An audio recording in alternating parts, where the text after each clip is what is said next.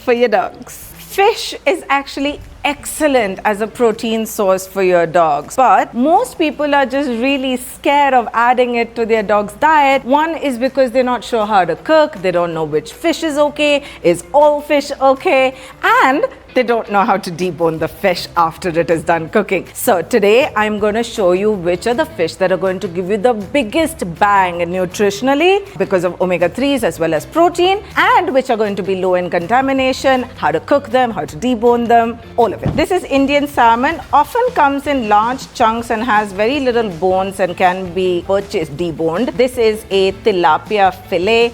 This is black pomfret, again central bone, very easy to debone once it's cooked, and these are sea prawns. As a general thumb rule, sea fish are going to be higher in your fatty acids, calcium, omega-3s, and the white fish, which are not very fatty, are not going to have so much omega-3 in them. So you need to be aware that not all fish are made equal. Hi, my name is Mansi. I am a holistic wellness practitioner and a canine nutritionist, and with this channel, Beyond the Bowl, we are trying to bring you everything that is to do with wellness of your dog, not just the bowl, but beyond it. And all my experience for the last 10 years is what I'm pouring into this channel. So do subscribe. You can use ghee or coconut oil for the cooking. Once your oil is sufficiently hot, you simply let the fish in. It's super fast to cook. Just put a lid on it. Wait a couple of minutes and you're going to be ready to turn them. So once you're ready to turn it, just open it up and see if it's been sort of cooked, and you can now flip it over. Super tiny fish are going to get done really quickly, so make sure you don't burn them. This is what it looks like when cooked. With the prawns, it's super important that you make sure that you're going to get rid of the body, because that is what causes cuts and choking hazard. So cooked prawns actually curl up, they become white from the transparent translucent. They can also turn color, which is a little bit pink, and these are actually ready to be taken off. Key into a fairly hot pan, make sure you coat it, and then in goes the fish.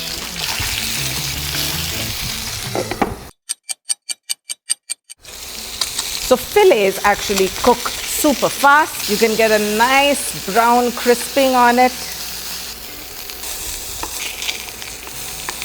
Alright, with these fish now, you want to twist the head off, and you can choose to feed this or not, up to you.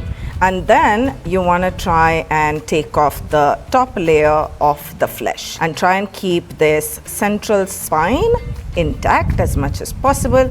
So you've got the flesh out, and then we turn it around and try and do the same on the other side, and you will actually end up with a mostly bone-free fillet. A little bit of a mess, true, but here's most of the meat. Now, what you want to be aware of is all of these little hair-like structures. They're actually so soft, they're not going to be causing any kind of trouble to your dog, right? So don't be too bothered about removing these. What you want to do with this, I will tell you in the end. Anchovies, the heads come off super easy. Now these, honestly, with my dogs, I feed them exactly as they are. But if you're really worried about the bones, you can again try and remove the flesh on either side. You will see that the central bone just comes off like that. It is really soft, and we can just add them to what we're going to do with the bones later. This is the Indian salmon that we cook, comes in larger fillets. Once cooked, just smash it a little bit. Don't ruin the texture, because dogs do like texture. Not everything needs to be a paste, right? You're just mashing it just to check that you don't have any bones left in that you haven't seen. You definitely want to keep the skin, guys, because that's got amazing collagen. That's very good for the skin. So this is at the extent to which I will actually mash up the fish so that there's some texture left. This is the tilapia fillet. Most often there is never any bones in this, but you should check anyway just in case. Tilapia typically has really large bones.